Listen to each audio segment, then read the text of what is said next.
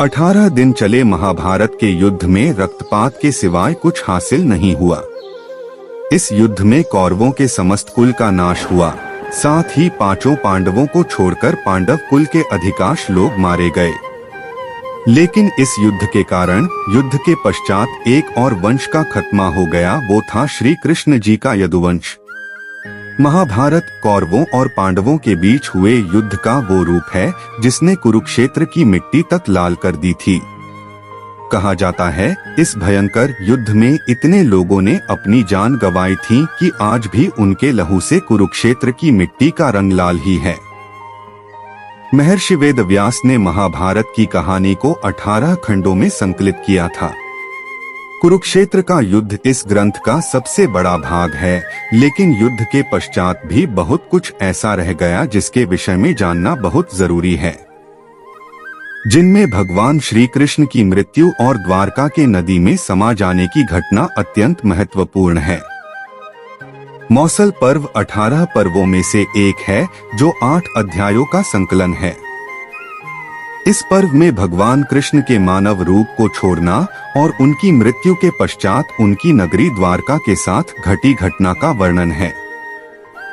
आइए जानते हैं क्या छिपा है मौसल पर्व की कहानी के भीतर। यह घटना कुरुक्षेत्र के युद्ध के 35 साल बाद की है। कृष्ण की द्वारका नगरी बहुत शांत और खुशहाल थी, जहां युवाओं के भीतर चंचलता बड़ी ही सामान्य थी और वे सभी भोगविलास में लिप्त रहते थे। एक बार कृष्ण के पुत्र शाम को एक शरारत सूझी। स्त्री का रूप लेकर वह अपने दोस्तों के साथ ऋषि विश्वामित्र, दुर्वासा, वशिष्ठ और नारद से मिलने गया। वे सभी भगवान श्री कृष्ण के साथ एक औपचारिक बैठक में शामिल होने के लिए द्वारका आए थे। स्त्री के रूप में शाम ने ऋषियों से कहा कि वो गर्भवती है। वे उसे ये बताएं कि उसके गर्भ में बच्चे का लिंग क्या है। उनमें से एक ऋषि ने इस खेल को समझ लिया और क्रोधित होकर शाम को श्राप दिया कि वो लोहे के तीर को जन्म देगा, जिससे उनके कुल और साम्राज्य का विनाश होगा। शाम ने ये सारी घटना उग्रसेन को बताई। उग्रसेन ने शाम से कहा कि वे तांबे के तीर का चूर्ण बनाकर प्रभास नदी में प्रवाहित कर दे, इस तरह उन्हें उस श्राप से छुटकारा मिल जाएगा। शाम ने सब कुछ उग्रसेन के कहे अनुसार ही किया।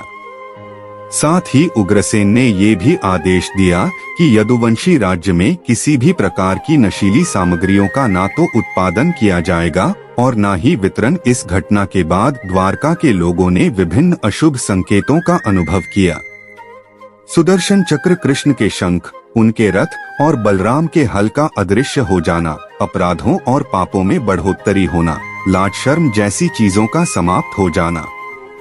चारों ओर अपराध और पाप का साया था। बुजुर्गों और गुरुओं का असम्मान, निंदा जैसी भावनाओं में उल्लेखनीय बढ़त आदि सब द्वारका के लोगों का जीवन बन गया था। ये सब देखकर भगवान कृष्ण परेशान हो गए और उन्होंने अपनी प्रजा से प्रभास नदी के तट पर जाकर तीर्थ यात्रा कर अपने पापों से मुक्ति पाने को कहा। सभी ने ऐसा ही किया, परंतु जब सभी यदुवंशी प्रभास नदी के किनारे पहुँचे तो वहां जाकर सभी मदिरा के नशे में चूर होकर भोग विलास में लिप्त हो गए। मदिरा के नशे में चूर अश्वत्थामा को मारने की साजिश रचने और पांडव सेना के सोते हुए सिपाहियों की हत्या करने के लिए उसकी आलोचना करने लगा। वही कृतवर्मा ने भी सात्याकी पर आरोप मढ़ने शुरू कर दिए। बहस बढ़ती गई और इसी दौरान सत्याकी के हाथ से कृतवर्मा की हत्या हो गई। कृतवर्मा की हत्या करने के अपराध में अन्य यदुवंशी ने मिलकर सात्यकी को मौत के घाट उतार दिया। जब कृष्ण को इस बात का पता चला तो वे वहां पर प्रकट हुए और एरका घास को हाथ में उठा लिया। ये घास एक क्षण में परिवर्तित हो गई, जिससे श्री कृष्ण ने दोषियों को सजा दी। मदिरा के नशे में चूर सभी ने घास को अपने हाथ में उठा लिया और सभी के हाथ में मौजूद वो घास लोहे की छड़ बन गई, जिससे सभी लोग आपस में ही भिड़ गए और एक दूसरे को मारने लगे। भगवान कृष्ण के अलावा अन्य सभी लोग मारे गए। यदुवंश के नाश के बाद कृष्ण के ज्येष्ठ भाई बलराम समुद्र तट पर बैठ गए और परमात्मा में लीन हो गए। इस प्रकार शेषनाग के अवतार बलराम जी ने देह त्यागी और स्वधाम लौट गए। लोहे की छड़ का चूर्ण एक मछली ने निगल लिया और वह उसके पेट में जाकर धातु का एक टुकड़ा बन गया। जीरू नामक शिकारी ने उस मछली को पकड़ा और उसके शरीर से निकले धातु के टुकड़े को नुकीला कर तीर का निर्माण किया। कृष्ण वन में बैठे ध्यान में लीन थे। जीरू को लगा वह कोई हिरण है। उसने कृष्ण पर तीर चला दिया, जिससे श्री कृष्ण की मृत्यु हुई। कुछ समय बाद अर्जुन मदद लेकर द्वारका पहुँचे और कृष्ण की मृत्यु की खबर पाकर अत्यंत दुखी हो गए। कृष्ण के जाने के बाद द्वारका में उनकी 16,000 रानियां, कुछ महिलाएं और बालक ही शेष रह गए।